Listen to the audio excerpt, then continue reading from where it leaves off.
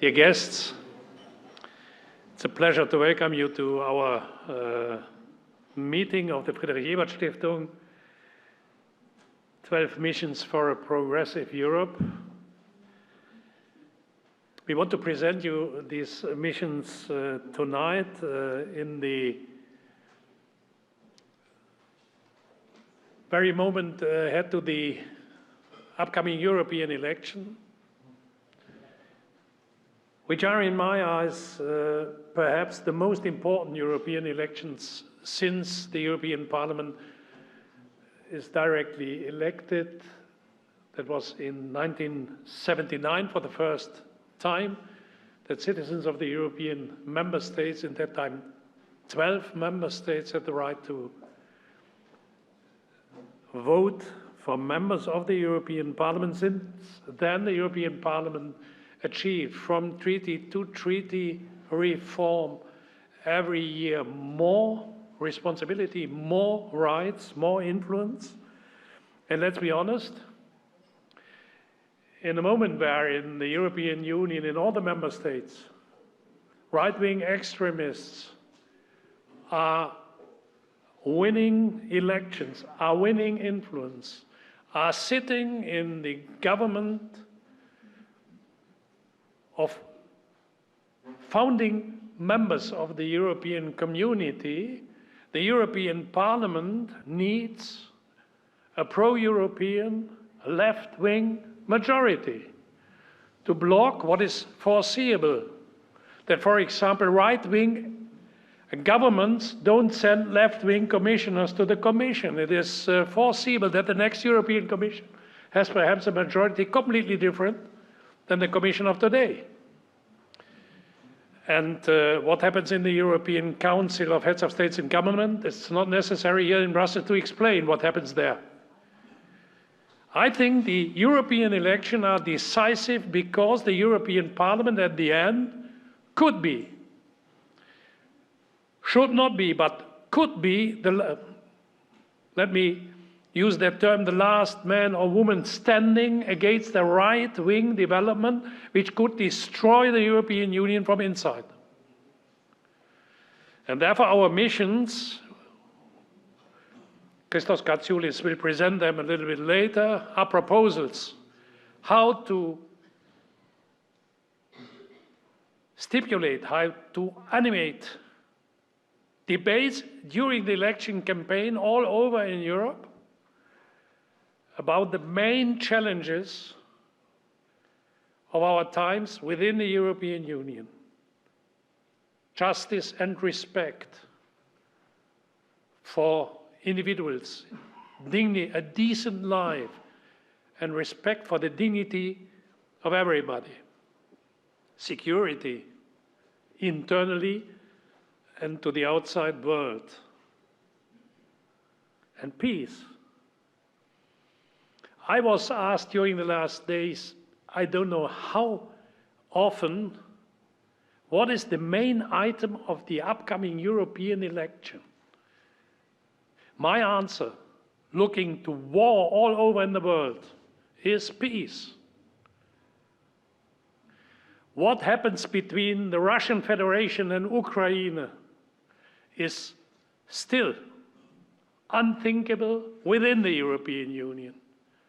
Because, as an example, a kind of German-French reconciliation. And Germany and France, during the 19th and 20th century, were in a situation like Russia and Ukraine. Germany attacked from 1940 to 18 and 40 to 45 twice. And in the 19th century, 1870 and 1871, 3 times France, militarily, with an enormous amount of victims and destruction. And German-French reconciliation happened in the frame of a courage approach, which meant after the Second World War, together we are stronger than alone. Cooperation of nations across borders is better than war. We are living today in the longest period of peace the western part of the European continent ever had. And this is a result of the existence of Europe. And now it's quite easy to understand those who want to destroy Europe are the same people who make war also within the European possible. Therefore, to defend Europe means nothing else than to secure peace. Security and peace are two sides of the same medal. This is, in my eyes, one of the key elements of our proposals to tackle these challenges of social justice, of internal and external security and peace. And all these other questions, climate change, migration, rule of law and the respect for rule of law are directly linked to what I just said. Therefore, I'm grateful for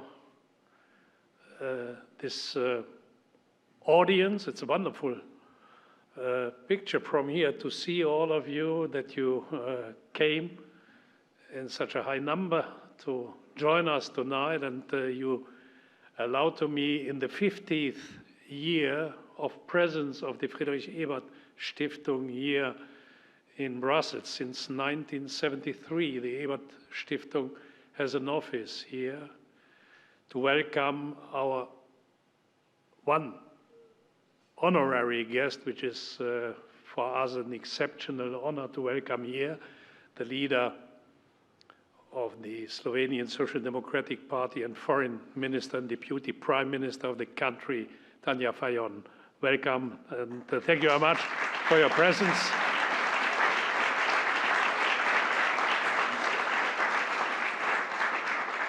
And I was told not longer than 5 minutes. I think I spoke now 7 minutes.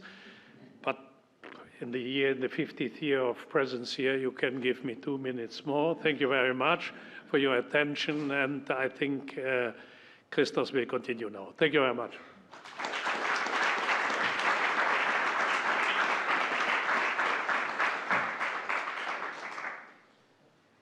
Thank you very much, Martin. Time limiting your boss is difficult. If your boss is Martin Schulz, it's even more difficult, but no problem at all. Welcome also from my side to all of you joining us through this ghastly weather here in the room, and also welcome to those joining us online from their cozy living rooms and offices, because we have an online audience also following this event. I will very shortly present you our project, first with a short video, and then giving you a very rough idea of what we're trying to achieve with this project, before I will be joined on the panel by Tanja, Martin Schulz, and unfortunately not Katharina Barley, because she's a little bit ill and excuses herself. But thank you very much, Matthias Ecke, who came in the very last moment and will join us. And I'm glad that you're here. Thank you very much.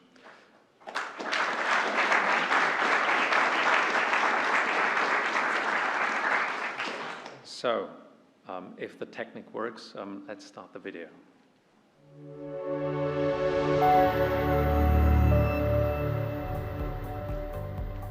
2024 will be a crucial year for the EU. To better understand the European citizens, we at the Friedrich Ebert Stiftung went out and asked them about the most important issues they are facing and the challenges that they would like to see addressed. Accommodation. Health. Business opportunities. Cost of energy. More job opportunities.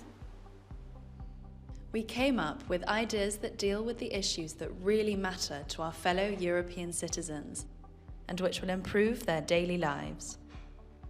We call to these ideas missions, and together they make up our 12 missions for a progressive Europe, a transformative agenda that will pave the way for a better Europe.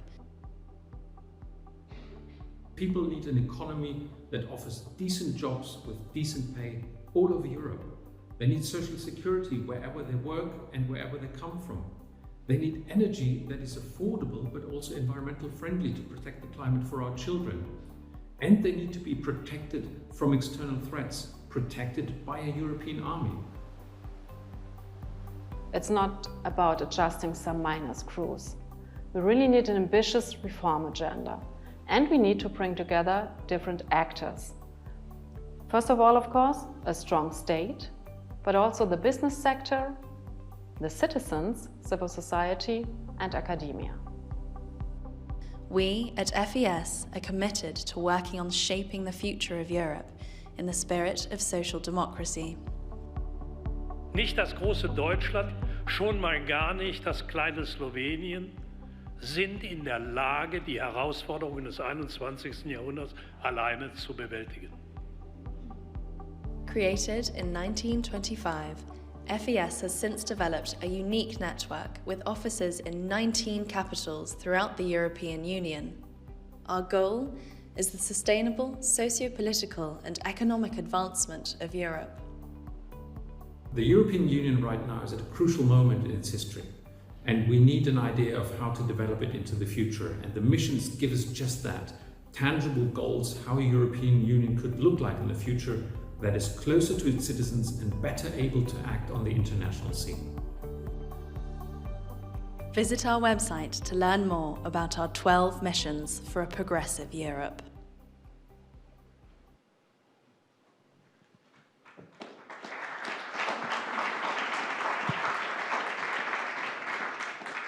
Thank you very much. Thank you very much. The micro is working, isn't it?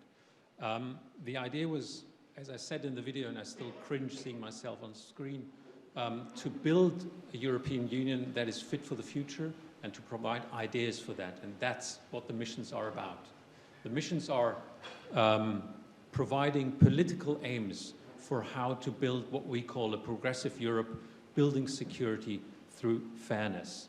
And what we set out there are very clear, practical and forward-looking steps to achieve that. And the idea driving us behind that, our aim was a Europe that is based on a very strong sense of solidarity, security and fairness, clear social democratic values, a Europe that safeguards the well-being of its citizens and makes it a place worth living in. And also a Europe that is capable in acting on the international scene, as we have seen in the answer to the Russian full-scale war against Ukraine. Having economic growth sustainable, that is independent or a bit decoupled from what is going on outside the European Union. And last but not least, having security from external threats and internal threats. And that's why we came up with these missions defining very clear political goals in every one of these sectors. And to explain a little bit more what we did with this project and why it is a bit more practical than what we do as a political foundation normally, let me explain what is behind that. Every one of these political aims is built upon practical steps, policy recommendations on how to achieve that one. And if we're talking about decent works, one of the policy recommendations to achieve that is a 32-hour working week, for example, that can be implemented and make lives better for people in jobs throughout Europe. And some of the ideas we have developed are new, some of them are already there. What we try to do is put them together to have a picture of what Europe could look like. Another idea which we focused on in the sector of the rule of law is law clinics all over Europe. Many European citizens don't know their rights, and if they know their rights, they can't get them protected by their government, by their locality, sometimes very expensive to get your law protected. So law clinics all over the European Union in many places can help citizens get their rights. And last but not least, and we mentioned that also in the video, a European army.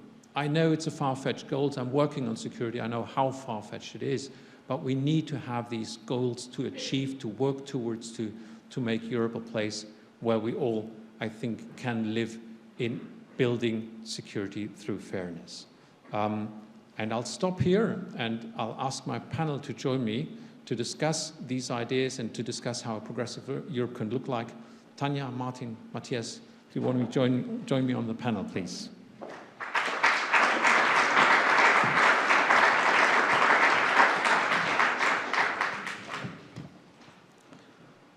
Thank you very much. Let me start with a rather broad question before we delve a little bit deeper into the policy areas. Tanja, what are the main values that, from your point of view, should be implemented, should be the basis of the European Union? I think we have the main values, but maybe we have to remind ourselves and once again commit to them. In August, I will remind myself and others we had the worst floods in the history of our country.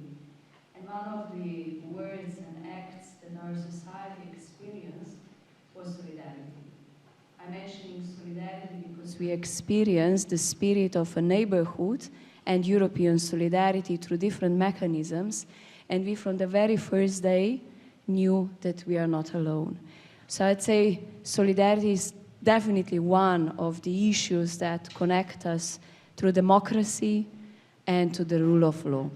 And these are for me fundamentals that we are keeping our family together to have this Europe strong based on these values. And looking back to the history, how the European Union was created on the margins of the Second World War, poverty, it was exactly the idea to bring everyone together to strengthen democracy, well-being, safety of citizens, and of course based on these fundamentals that is solidarity and the rule of law. Thank you very much.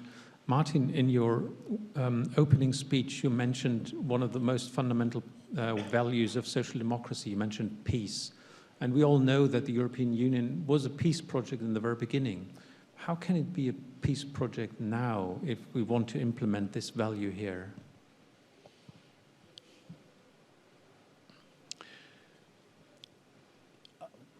Difficult to answer, because the biggest risk for peace is that people believe that peace is granted forever. And this is, in my experience, is that a lot of people is even not prepared to discuss about peace. If you discuss with people in the street, yeah, about peace, Europe is peace, they tell you, yeah, stop it, we have peace. And the next step is, we don't need Europe because we have peace. To explain to people then we have peace because the existence of Europe. I never thought that it is necessary, because for my generation it's not necessary. But I want to quote Jean-Claude Juncker, who said once in the European Parliament, for our grandchildren, Hitler will be as far away as Napoleon for us. And this is one of the risks, that this drama of destruction, of hate, of xenophobia, of this racist motivation to kill people seems for a lot of people so far away that it is not necessary to discuss. But the demons of the 20th century, hate, xenophobia, racism, also imperialism looking to Russia, was always alive. We banned it with the instruments of Europe, cross-border cooperation in common institutions, guaranteed a peaceful development. And I repeat, we must prevent the destruction of these institutions, which are a frame of that cooperation of countries and nations across borders. And we have a lot of people on the streets and within the European Parliament itself and in national parliaments who tell us we must destroy these institutions. And this is the beginning of the way back to a political situation in which war could be possible. Thank you very much. Matthias, what we try to do also with this project is provide tools and ideas for progressive Europe. We all agree we have a European Union that is in parts surely progressive, but what would be, from your point of view, indispensable parts to build a really progressive Europe? What would be necessary also to build upon what we have already now? Yeah, thank you.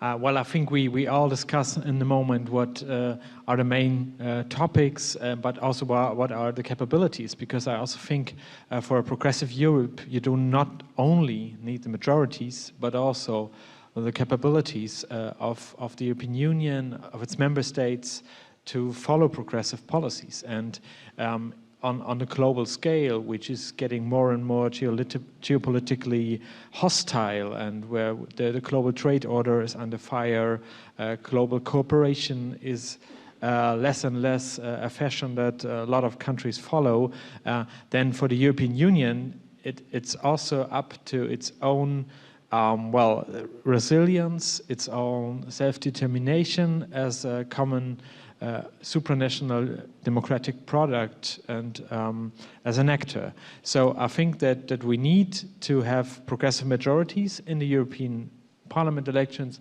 in the member states, of course, in government. This is something that we are very far away from in the moment. As Martin mentioned in the beginning, that we face a very, very difficult constellation in the Council. We will have a very conservative or even regressive commission the next time.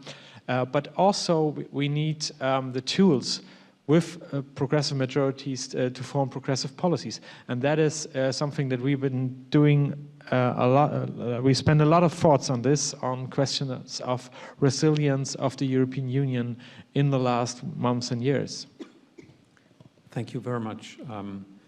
Most of these things we're talking about when we're talking about progressive Europe is something that needs to be implemented not only by the European Union, but the European Union together with its member states.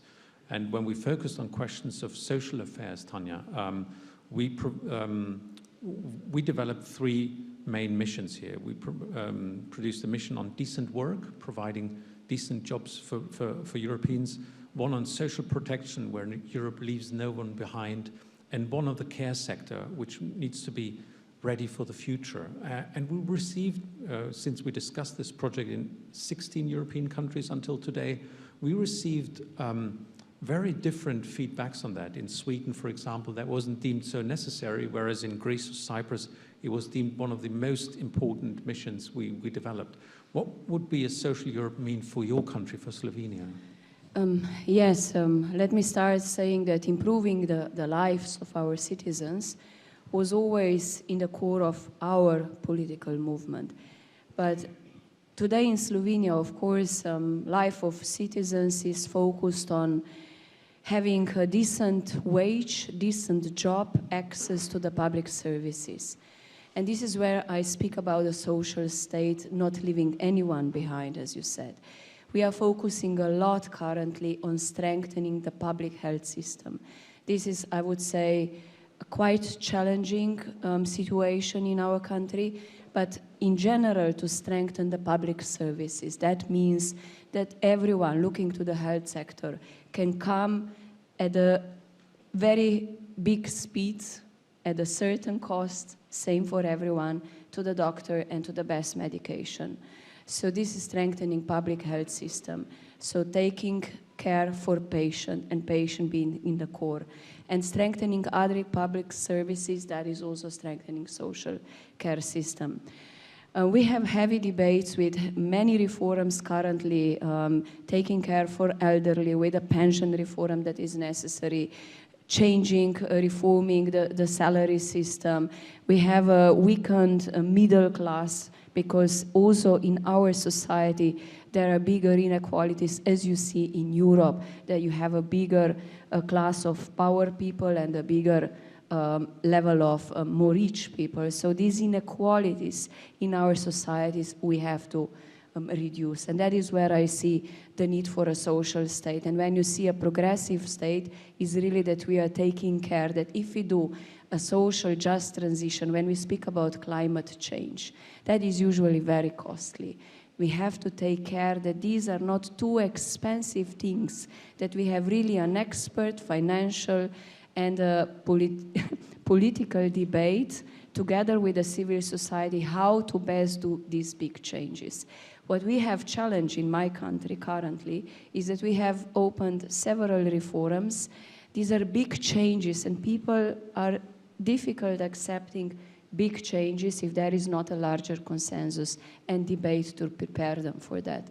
But to have a social state, inclusion with the civil society, speaking with academia, having unions on board, including all the society, being really at the core from down to the bottom and include people in the process, this is very challenging. But this, I think, can only make a proper ground to build a just state and a social just state.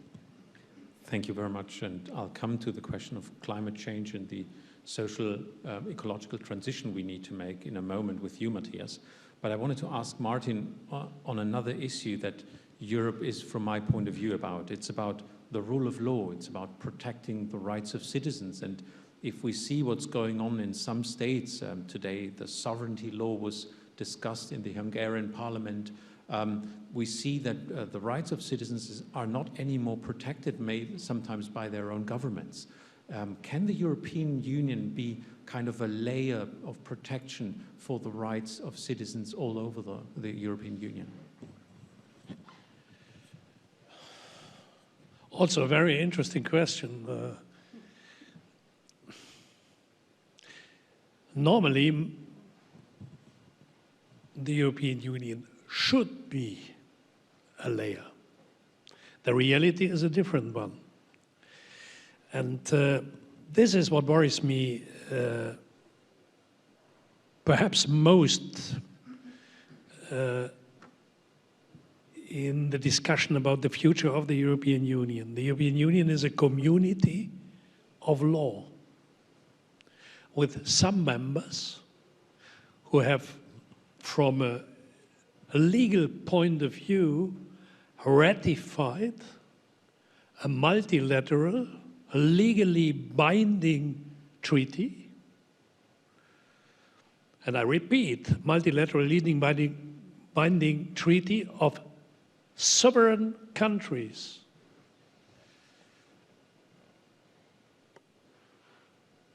Forcing themselves via the ratification process to stick to these common rules. And we have at least 2, perhaps 3 countries within this community with the ratification process behind them, partially with modification of the constitution of the sovereign countries because of these treaties, arguing the treaty is binding for me when it is in my interest. If it isn't in my domestic interest, I don't care about the treaty. This has a double impact. First of all, it is destroying the spirit of the community of law. And secondly, it is a strike against multilateralism, because multilateral cooperation is based on that kind of cooperation and thinking. That once you have ratified a treaty, you are obliged to stick to the content of the treaty. And therefore, it's not only a European problem.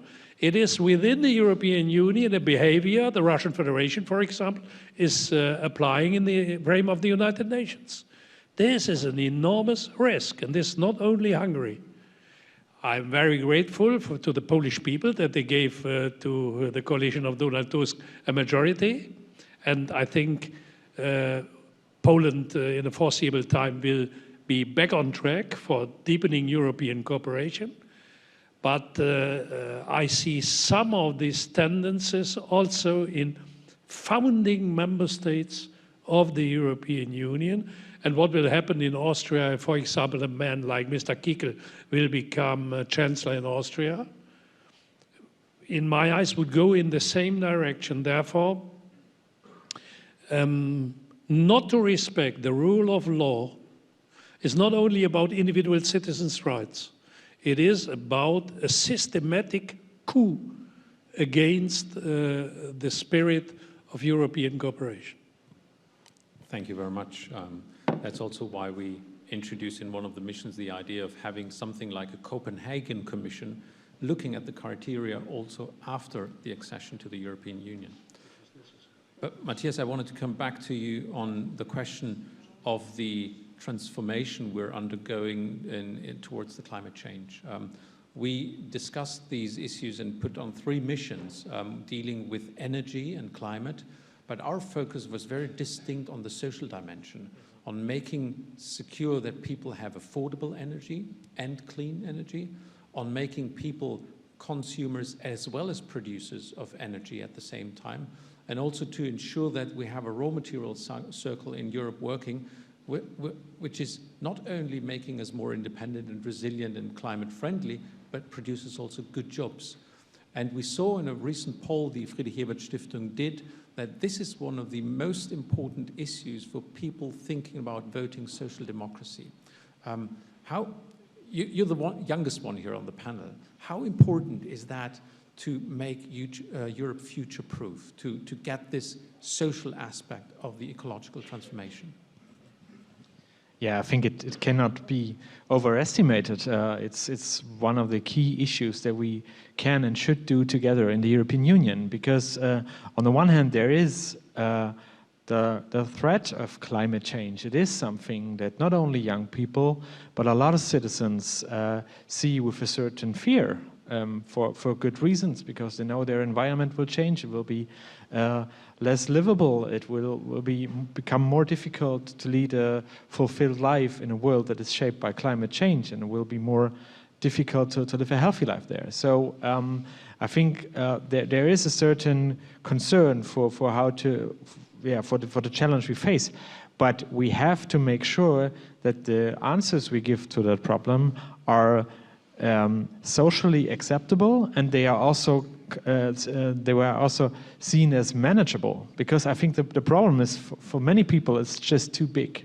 It's too big, and they fear a bit helpless. But what we can do, and as social democrats, and not only in theory or in our programs, but also in our everyday political action, we've done that on the European scale, on the member state scale, is that we really have a path to a just transition. Just transition, that means not only that those communities or classes that have difficulty facing the green transition, that we kind of compensate them somehow. No, I think that's not enough, and it's a very narrow understanding of just transition. But it also means creating new opportunities, reskilling people, providing them with capital for like, you know, creating new companies, funding their ideas, because we also need to know that both things are linked. It's not just that Europe meets its climate goals, and on the other hand, it's also nice to have like industrial production on a high level. Both things are very much interlinked. I think that we can only be a successful global model for just transition and for climate policies that work if we can show other countries and other continents that it works with a high level of prosperity and satisfaction within the population. So I think these two goals are not contradictory, but they go hand in hand. And I think we are the main political force that can make that happen. So we really have to make a case for a successful green industrial transformation that creates high-level, unionized, well-paid jobs that are future-proof, and that also give so far underrepresented groups in the labor market a good future, and that in the same time lowers our emissions and is more environmental friendly and uses less resources. This is possible, but we have to do it jointly on the European level. We've been advancing a few of these legislations even in the last months on the European level. Not to speak about emission trading system, but also the Net Zero Industry Act, the Critical Raw Materials Act, all these things that make us more resilient and that provide the industrial basis for the green transition to be successful and fair. Thank you very much. And if I translate that in a bit more easy language for me, because I have difficulties to understand, that will also mean that the transformation is not only towards a more climate-friendly industry, but also to a more equal society, erasing some of the inequalities Tanja mentioned before that are making people dissatisfied with what Europe we build right now. But that means also that our economy needs to be prosperous, it needs to be resilient. These are three aspects we included in this project. One mission on a resilient Europe, making it the first market in some of the future aspects of the economy. Second, an idea of leveling up the standard of living in different parts of Europe, especially between the urban and the rural areas. And third, and that might not sound so social democratic, a mission on Startup Europe, allowing young people wherever they are to implement their ideas, to start an enterprise with the support of the European Union. Tanja, how would something like that resonate with the people you meeting and talking to all over Europe? I'll pick up your last point, Startup Europe, because I think this is a very strong dimension we are focusing in Slovenia, because Slovenia, you know, it's 2 million citizens, and we have small, medium-sized companies that we are really trying to somehow promote, make a good business environment for them to develop and good business conditions. I wouldn't say we are yet there, but startups is a very strong sector that we are trying really to promote. We have a lot of innovative young people and labs and projects that in a certain niche sectors, they are really very good even abroad and promoting their products abroad. So we are trying to invest in small, medium-sized companies and research and development, and then also in startups. And I can say that I see really the future here, especially if you want to give a chance to young businessmen, to people with creative ideas, innovations, and this is where the future goes. So I would strongly focus on that area, and we are actually trying to do so. Even when you speak about, you know, you have today economies. Slovenia is, for example, mostly or in a big extent, export-oriented economy. And we are very much connected to German market. So if Germany is coughing, we have a flu. And currently, as the whole European economy is not in a very good shape, especially if you look to the American continent, where its economy really doing much better, we have to ask ourselves how we can do best or better to make an environment for our business to survive and be competitive. And I think this is a very important question. Even we are putting it quite often in our discussions with business in Slovenia, how to attract, in one hand, foreign investments and how to make them competitive abroad on European markets and also elsewhere. We have very good researchers, scientists also, or young innovators or startups that are developing and earning and have better working conditions and business conditions when they go abroad. So we have a challenge to somehow also keep them back at home to create their business at home, and also, of course, with that, help to our economy. So a lot of things we can do, but startups, I think, and research and development is absolutely, that has to be really strengthened by all means. Thank you very much. Before I come to the matter of security, I wanted to ask you, Martin, because you're still the Mr. Europa in Germany. And I presume you have a lot of discussions with people on Europe and the potential of the European Union. What would be aspects that would make the promise of a more equal standard of living in Europe credible for people right now? Because I think there are experiences from the past making it rather difficult to believe this promise.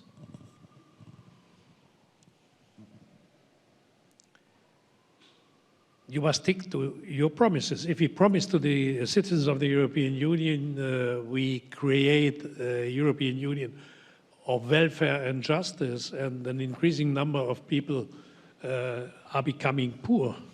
This is a contradiction in itself, and then people are losing trust. The question is this as a result of the policy of the European Union's institution, or is this homemade? The Italian Prime Minister is now abolishing the support for the poorest in the country. And I'm waiting. Sooner or later, she will argue, I have to do this because of the European Union's rules. I'm sure sooner or later that will happen. So the problem of the European Union is to promise something depends, on one hand, from the own instruments and the own capacity to fulfill your promises, but the European Union is a combination of the responsibilities of the institutions of the unity, of the community, and of national governments. And this is one of the unsolved problems. In the list of competences of the European Union, we must be precise. What the European Union has as competence should be for us the guideline for our promises. When we promise things knowing that we can't apply what we are promising because of obstacles on the national level, we should not promise it.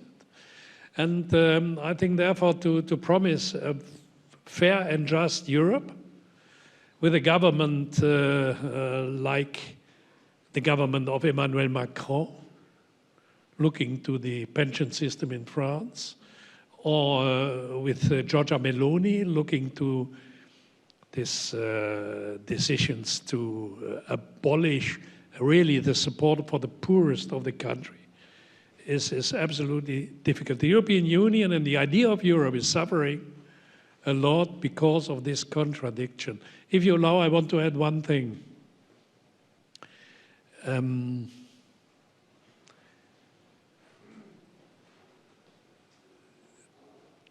The single market is one of the richest regions economically of the world. But what we have still not solved is the problem that within this market, on the basis of the competition rules, it is possible to play one country against another country by diminishing social protection. Investors, to attract investors with the promise of low taxation, of low salaries, of low social protection is still possible within the European Union. Free movement of goods, capitals and investments, okay, but free movement of diminution of social protection, no. This should be one of the guidelines of socialists and social democrats in Europe. Thank you very much. This is also why we included guardrails on some issues in our missions, guardrails on taxes, for example, guardrails on minimum wage and other issues, to have a base layer for the European way of life that distinguishes us from China and America, for example. But coming to one strength of the single market, coming to the field of security, we saw in the European reaction to the full-scale Russian war against Ukraine that security is something that is right now at the very heart of what people affects. How do you see, Matthias, and I'll start with you, the possibility and the chances of the European Union to become a force for security for people? And I don't want to go into the discussion of defense. I think that is cleared. We have NATO for our defense, but what is the role of the European Union in security here? Well, I think that when we want to answer these questions, we should think about what the alternative would be to Europe jointly responding to this security threats. And the alternative would be an array of national strategies and an array of different reactions to this, for example, the war that we face in the east of Europe. And what would happen? Probably some national states would not interact at all. Some would fiercely support Ukraine. Some would do some support, and some would strike petty deals with Russia. And this would make us all weaker. And I think it's very important that we stress the point that this is something the far right and the anti-Europeans intend. This is very much their intention. They want to weaken us as Europeans in a way that we have a social market economy, a liberal democracy, and the rule of law. This is our model of society, and they fight this model of society, and they would want to weaken it by making us more dependable on strong authoritarian regimes.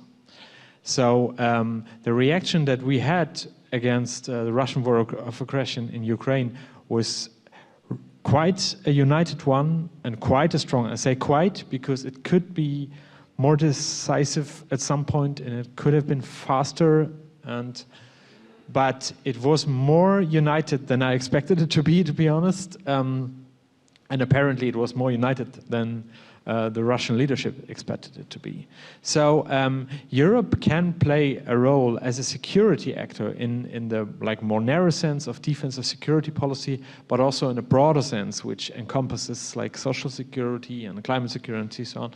If we agree on certain common values and do not always look for the very advantage of one single national state.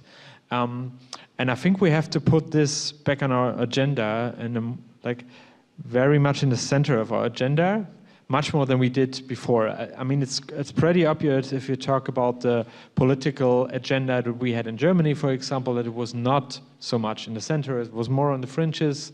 And also when we were thinking of Europe, we were also always thinking of an internal cohesion, but not so much of a geopolitical actor of the European Union. But it's not enough what President von der Leyen did, just to claim that the EU is a geopolitical actor, because it is not that easy. Apparently, sometimes it's not, and we now see in the Middle East that the European Union does not really live up to this promise. But it means that we develop the capacities, that we agree on certain core values, and that we invest politically but also financially in the structures that make these values come true. So I think any future progressive European idea should have a security component, and it should work to build the capacities therefore. Thank you very much.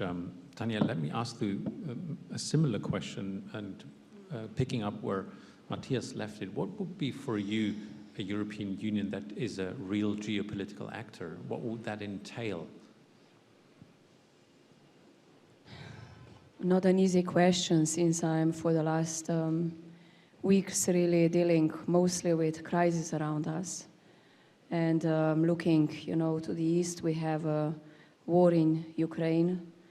Looking now to the south, we have a serious conflict in the Middle East. Looking south from our borders to the Western Balkans, we have a barrel of gunpowder. So we are surrounded with a lot of conflicts.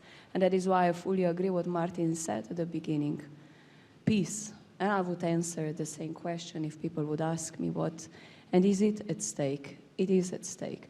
Whether the European Union is today a geostrategic actor, I would say we are losing our credibility. And I will explain myself. Maybe I will be a devil's advocate, and it's maybe not very proper, but I was last year doing a candidacy for Slovenia's membership in the Security Council of UN. And since 1st of October, we are observer in the Security Council, and with the 1st of January, we are a full member. So I had a chance and a privilege 1 year to travel all around the world and speak with different partners of the global South, Central Asia, Caribbean, name it, everywhere. And what I realized is what I often hear also these days about double standards when we speak about our attitude to the other parts of the world and consistency in foreign policy. And quite often partners told me, you are not consistent, you are Eurocentrics, you are, it's West against the rest. And this is what is really very dangerous when you also look to the Security Council or to the world order.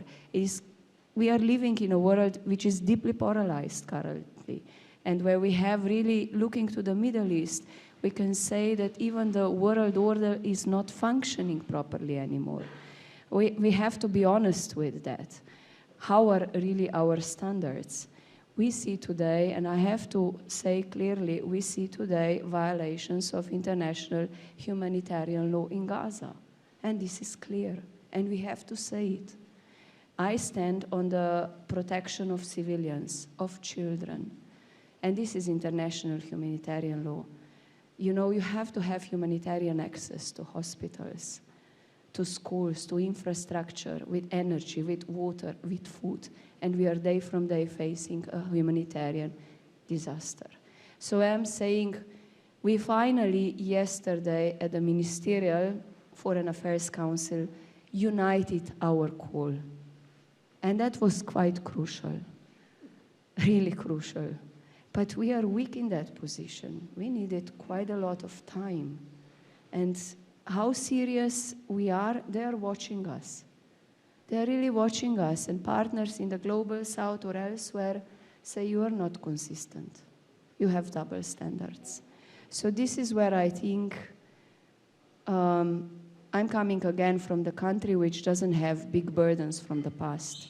We were even in the times of former Yugoslavia part of non-allied. But you know, we try to be in a way an honest broker and try to stand on the ground of international law. This is what we have, international world order. And this is also United Nations organization.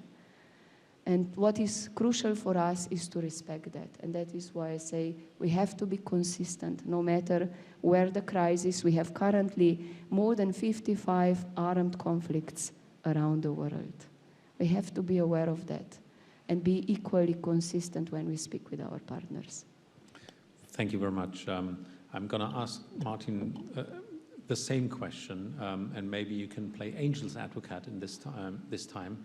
Since you also traveled a lot around, you went to South Africa and to Brazil, what are the expectations for a European Union that can be a force for good in the geopolitical sector? And whilst Martin answers, those of you who want to ask a question can prepare themselves, because afterwards I'm allowing you some of the questions here. Martin. Looking to my recent visits, for example, to Brazil or South Africa, and answering to your question, what are the expectations? I must be quite honest. There are no expectations to the Europeans. If you discuss with them, Europe, so therefore, if I look to your meeting yesterday of the what is. How much time is necessary for the foreign ministers of the European Union to find a minimum common denominator? Hours and hours, at least perhaps days. In a time where we need high-speed decisions and answers. To answer to your question, how the European Union should become a global player, a global peacemaker. I want to give you two short memories of my political life.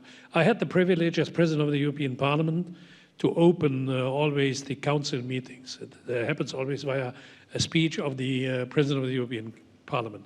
In my first speech, I gained an enormous, exceptional popularity amongst the head of states and government, because my first word opening in January 2012, that meeting, was, ladies and gentlemen, the problem of the European Union is sitting here around the table.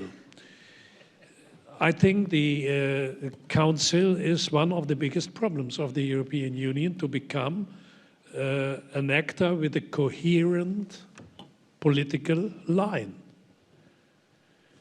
I'm not criticizing the heads of states and government. They are elected, as they describe it themselves, to protect here in Brussels the interests of my country. Even the pro-Europeans are arguing like this: I'm here to protect the interests of my country, which means the interests of my country are attacked here. I have to protect the interests of my country. So, the second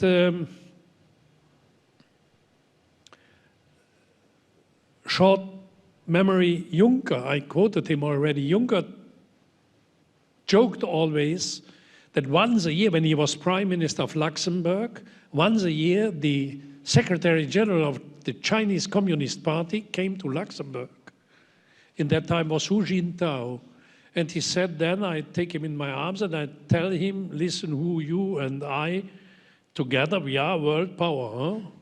Which is true. Huh? China and Luxembourg together matters a lot.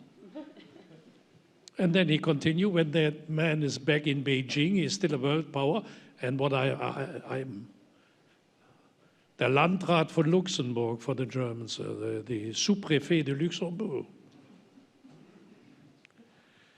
The development in the 21st century are not on the level China-Luxembourg. And even not on the level China, United States, India, Germany, or Slovenia. It was here in the movie, I think we had already that debate where I said, this is not the big Germany and not the small Slovenia or Luxembourg.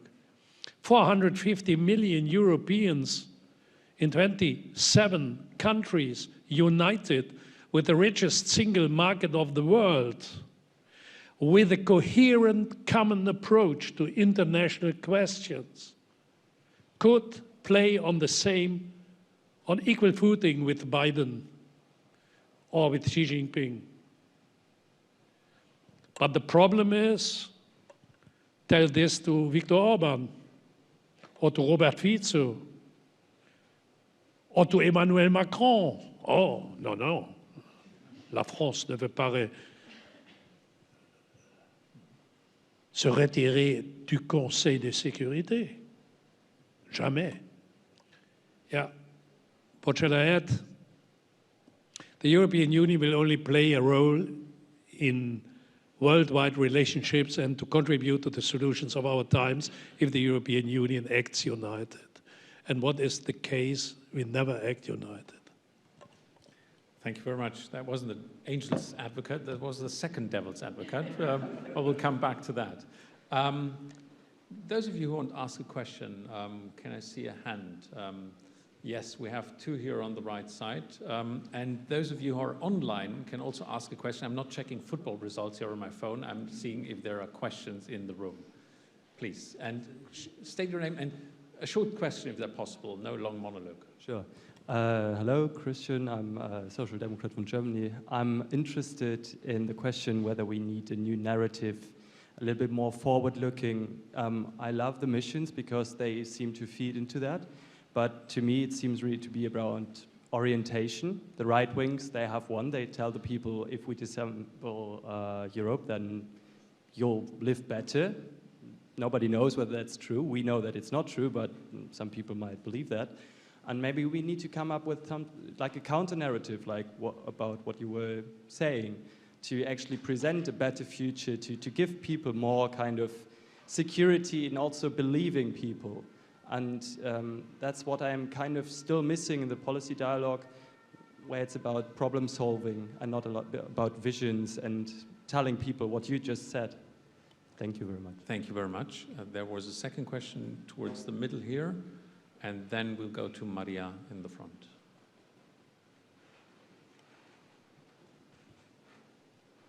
Hello, Larissa from Austria, and something I was wondering about already in his opening statement, Martin Schulz mentioned we need to look at the interior and exterior. And what I am wondering, what is the exterior of the European Union for you by 2030? Charles Michel said we want to have a European Union of hopefully at least 33.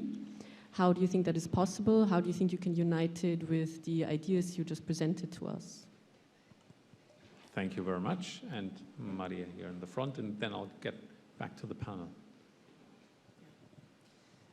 Special greetings to Martin Schulz by organizing these events, very timely events, very interesting talk. And of course also special greetings to Tanja Fajon and Matthias Ecke. Look, my question is the following. We are in a war situation in our continent. And that's why we are close to take a historical decision, probably in the next European Council, of organizing a new process of enlargement, assuming that this process is a kind of moral and political imperative. I'm in favor of this, I must say, but I also think that all this operation, which is a process for many years, can only work if this is combined with the necessary internal reform of the European Union. So my question is, which are your views about this? And that, I'm sorry, I have a second question because of the last talk you were conducting, is the double standards issue raised by Tanja Fajon. I think she's completely right. And I don't believe it's possible to win this war in our continent if we don't have support across the world.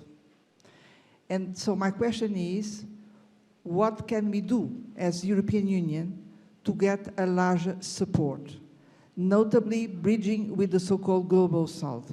From my viewpoint, we have a unique opportunity coming, the so-called Summit of the Future, organized by the United Nations next September. And so my question is, what should be our plan to use this summit to prove that we are not in double standards and we really want to improve global governance with a fairer global governance? So this is my second question. Thank you very much. I'll hand that back to the panel, starting with Matthias. 4 questions, and be short in your answers to have a second round. One of the narrative or the orientation, one of the internal cohesion of the EU at 33 and more, the historic time enlargement plus reform, question mark, and the double standards and how to galvanize support worldwide. Pick and choose. Yeah, thank you. I mean, this is all very big questions, and I think I'm better equipped to answer some of them than others.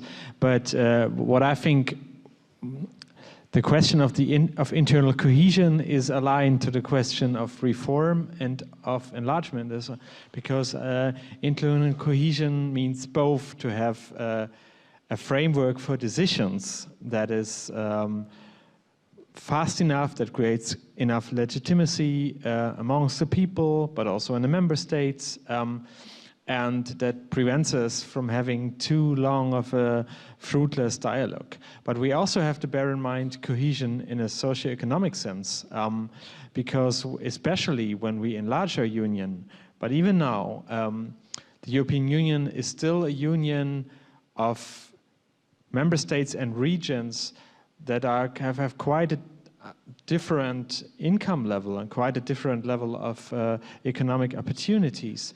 And this is still one of the founding principles of the European Union, to decrease this level of inequality, of regional inequality, but also of social inequality.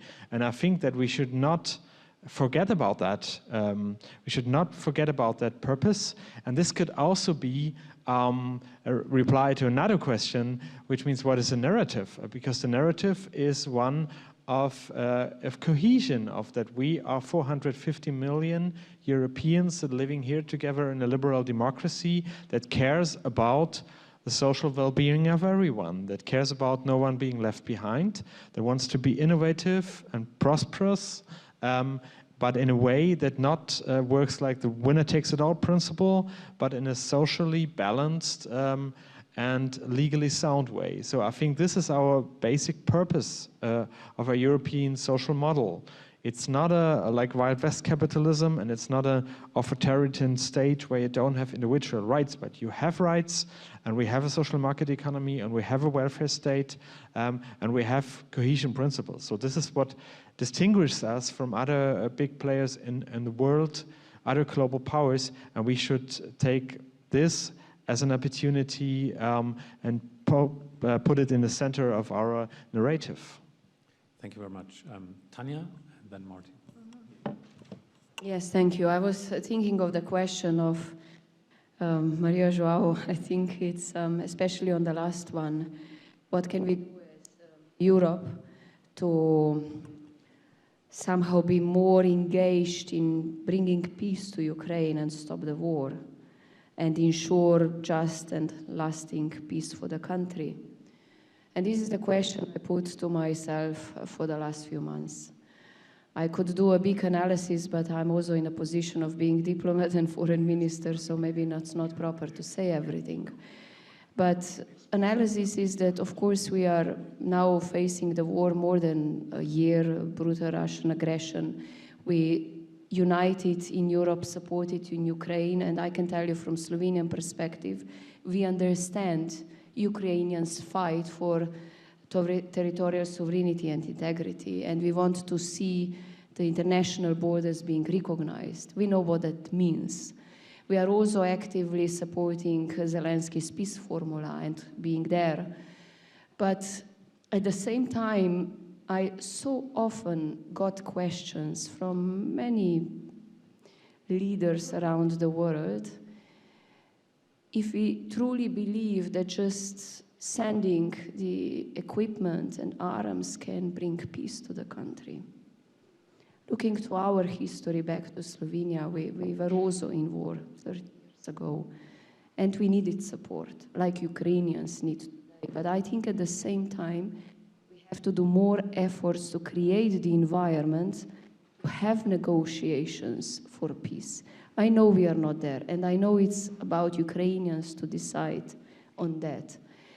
But I'm not sure if we really did a lot of efforts in that regard. And I will leave it at that point. Coming to the enlargement, this is also, if there would be no war in Ukraine, we wouldn't today speak about geostrategic necessity to have a bigger and stronger Europe by the end of the decade, meaning having Georgia, Ukraine, Moldova, 6 Western Balkan countries, and even Turkey.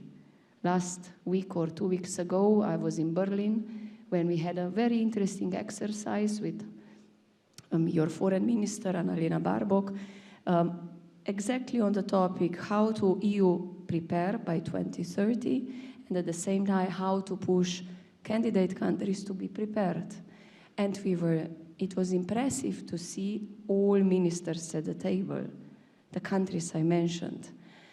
Because there was a red line, or let's say not a red line, a common line, that is a geostrategic necessity. It's a political momentum that we want to see Europe stronger and enlarged. And we had a very good discussion, and my vision, to make it short, not to be too long, is yes, I am someone who is strongly supporting enlargement.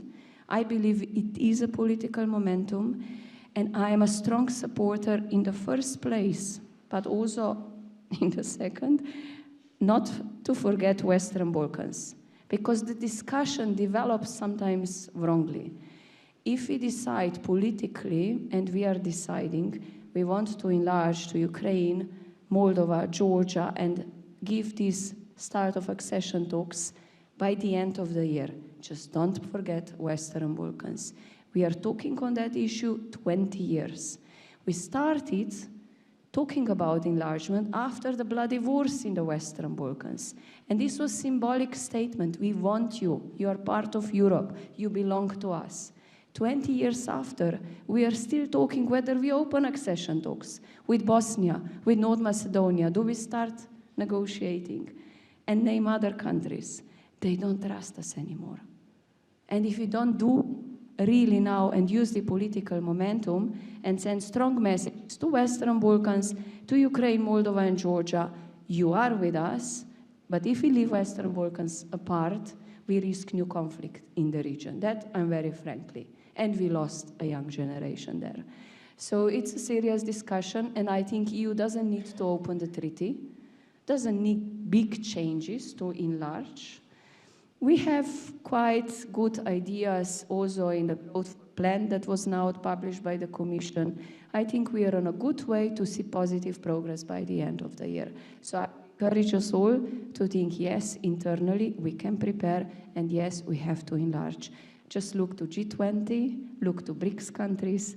They, in the last few months, both got new members and embraced new members.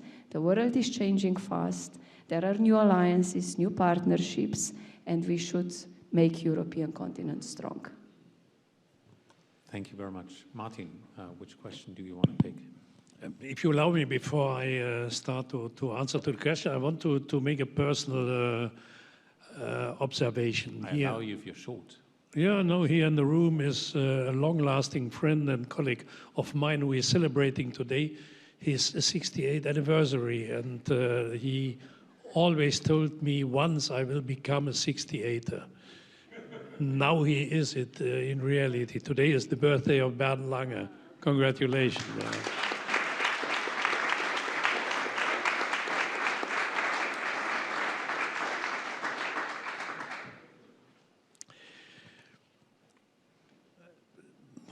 Everything is said, but not yet by everybody. So I add only one element. You spoke about the story we tell to make people, to convince people to be engaged for Europe. Yes, I repeat what I said at the beginning. And, once more, narrative means storytelling. For the time being, as president of the Friedrich Ebert Foundation, Stiftung, I'm confronted with two things. Children of our collaborators in the office in Tel Aviv are in the Israeli army. And our colleague in Gaza can't leave Gaza with his family. Some of the collaborators of the Ebert Foundation in Kiev didn't accept our offer to come to Berlin. They are in the army of Ukraine. I would tell to a lot of people in Europe, I'm not obliged to call my people in Paris to get back because there is war. I must not close my office in Warsaw because we are in a war, as I had to do in Kiev or in Moscow.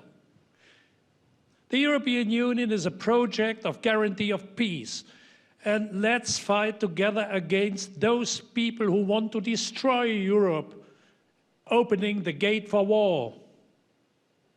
This is a story we should tell with all the emotions possible. And I'm sure the majority of people will follow us.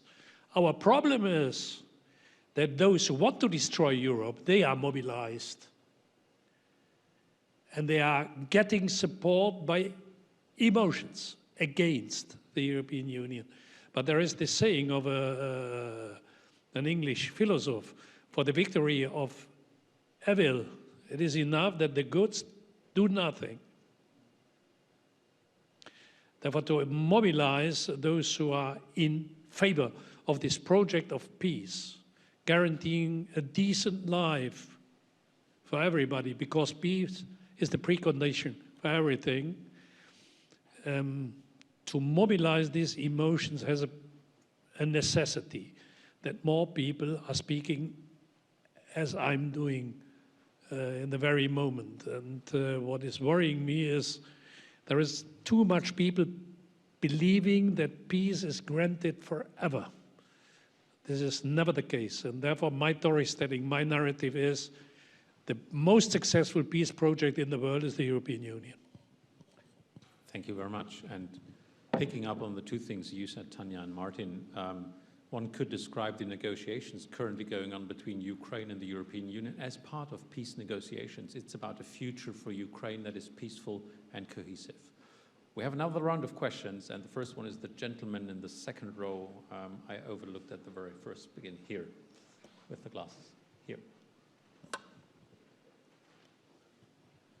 I want to pick up the importance of peace, which we have heard, and want to translate this in a fairly operational question. There is one big debate which is overshadowing international confrontation.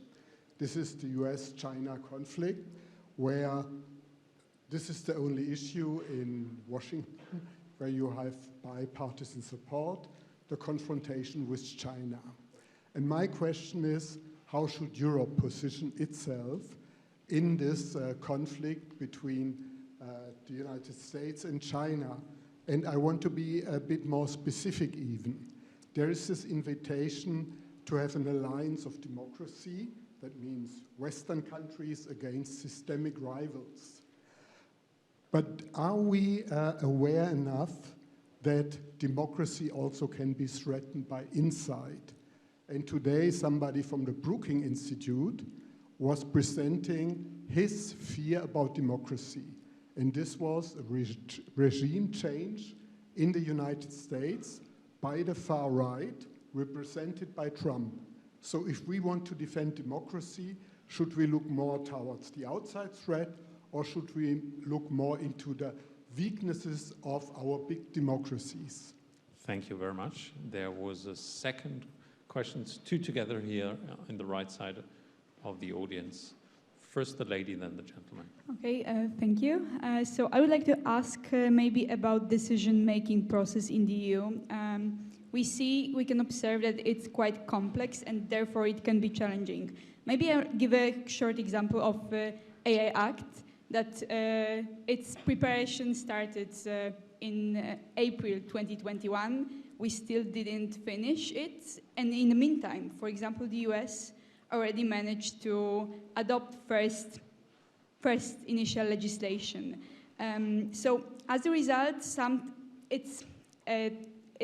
of course, like it's a very complex project, EU, but because of that, sometimes we may lag behind. We may also lose potentially some comparative advantages. We may also lose credibility, as for example, with the example of enlargement. So I would like to ask, do you have any idea, any remarks how to make policymaking process more effective, maybe more agile, more just more to the ground? Thank you. Thank you very much. And the gentleman on your side. Hi, my name is Vincent. I work for the European Commission in the Recovery and Resilience Facility, and I'm also a social democrat from Germany. I have a question. You have those 12 missions. They seem very much inspired by Mazzucato. That seems very inspiring. I'm just wondering, how do you plan to finance them? What is the vision of social democracy on a European level, considering that we right now have the economic governance review and the fiscal rules going on? We are debating whether the RRF should be a continuous instrument or it should be just an instrument of crisis. And I would just like to understand the left-wing social democratic vision on how to finance all those nice missions that I fully agree with, and what the perspective of the panelists on that is. Thank you. Thank you very much. And I have also a question from the online chat to add here, which would have been my last question to you. And I ask all of you to answer that. What would be for you a low-hanging fruit that we could establish rather shortly, either after the elections or even before, to get closer to a progressive Europe? So we have three questions from the audience. US, China, how should the EU position itself? The decision-making process, making it more agile, which sounds interesting for the European Union. And the financing. And the financing we can also discuss over coffee later, because we have a paper on that. Matthias, why don't you start?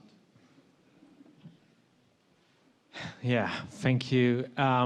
Maybe on financing first, we're discussing the reform of the fiscal rules in the moment, economic governance, but also the post next generation EU process. And I'm deeply convinced that we need a strong EU budget, a strong fiscal capacity, also as an automatic stabilizer in crisis, but also to improve our investment ability. And I think that it's not necessarily something that should be modeled along the lines of RRF, because this is a bit too centralized for me. I think we have a successful policy on structural financing, which is the EU's cohesion policy, and I think the cooperation between Brussels and the state level is something that is very much of a good model, and it can be improved, but we should bear that in mind. But in general, we need more own resources of the European Union, because the more tasks we have, the more resources we need. I mean, that's obvious. And Matthias, what I forgot to mention is every Sure. one of you has 3 minutes for the answer. Okay, so this is not a low-hanging fruit. So I take this one on agile. Just one idea, maybe the Americans are faster, but maybe ours is more sustainable. So I think that we need, with a union of 27, we need some time to discuss, and then it should hold for a long time. And for the low-hanging fruits, just to give one idea, I think that we should make the cooperation across borders easier. We're discussing, for example, now a mechanism to align rules on both sides of the border to make people who live in border areas, give them an easier life if they're commuting, if they have a very important part of their life on the other side of the border. So this is something which could easily be discussed and in the council and could easily make Europe people's lives easier. Thank you very much. Tanja, would you also focus on the question of the US and China and this alliance of democracies that was asked by the gentleman here? I'm so focused on trying to find an easy to achieve answer, but I'm not yet there. So I will focus on China and US. I agree perfectly with you. I mean, the whole world, or if you look from geostrategic perspective, the boat is turning to in the Pacific. So the big powers are dealing with the relation between the US and China, systematic rivals. How is Europe positioning? We were having discussions. Like, I see it in a way, there is, of course, a grave concern on one hand, but on the other also a big awareness that if we want to resolve big challenges together, such as climate change, security, that we also have to have a partner in a discussion. So I would say Europe is here positioning in a way somehow in a soft approach, but then it comes from country to country with different, backgrounds and economic ties, because the business sometimes or quite often prevails over political intentions. I would be always, in a way, critical to certain values when it comes to China, but being aware that looking to research, development, economy, climate change, security, we need to tackle these global issues together. I'm not sure if I answered, but I think this is in a way how Europe is, in my eyes, positioning. To question of decision-making, just briefly, QMV, this is one of the discussions, that there is a certain number of countries discussing how to make faster procedures in a decision-making when it comes to security and foreign policy. And Slovenia, even though from the perspective of small country, is in part of this group discussing how to make processes faster, but at the same time, how to make guarantees for maybe smaller countries, not to lose, the positions. But when you look to enlargement process, and you mentioned it, I think you can use also QMV in the so not at the beginning of the process, not of the end, but there are many, many levels in between. You could make the decision process much faster using QMV, one of the ideas. Final question, an easy for progressives. I don't think there are easy things, but I think there are many urgent things. But on easy, I would always think what is at heart of our citizens and what we are good for and we stand for is our solidarity and tolerance and somehow openness.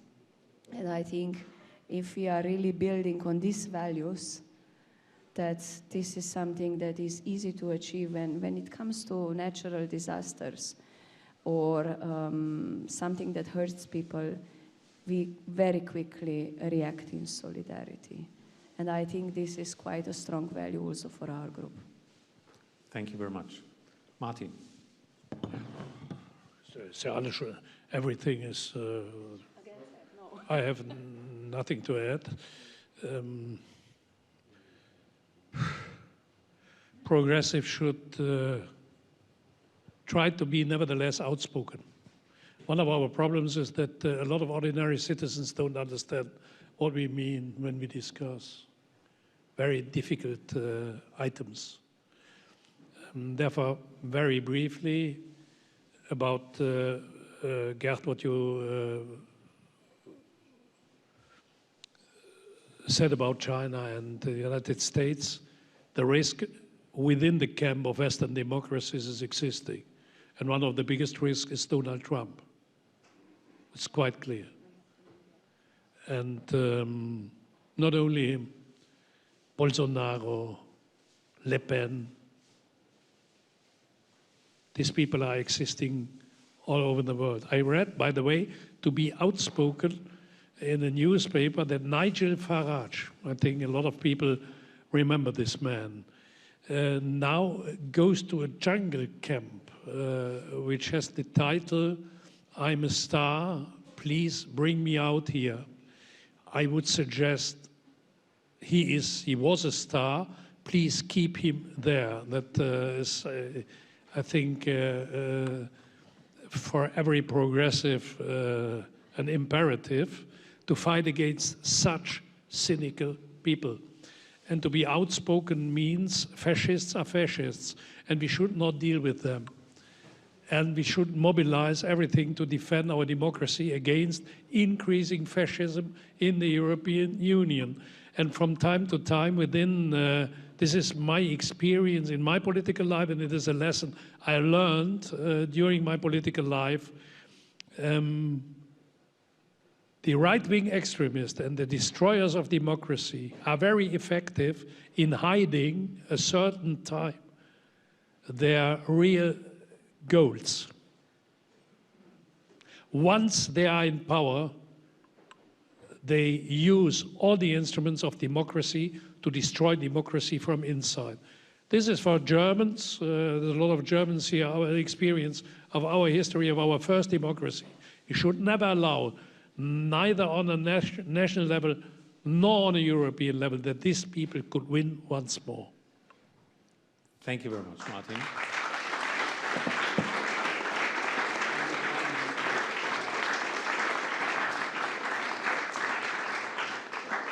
And thank you very much for this start of a debate of how to reshape Europe. Thanks for joining us. We will continue to have this debate, and we will continue to have it, and you already smell the food, with a little bit to eat, glass of wine, glass of water. So please enjoy the evening. Thanks again, and come safely back home. Thanks.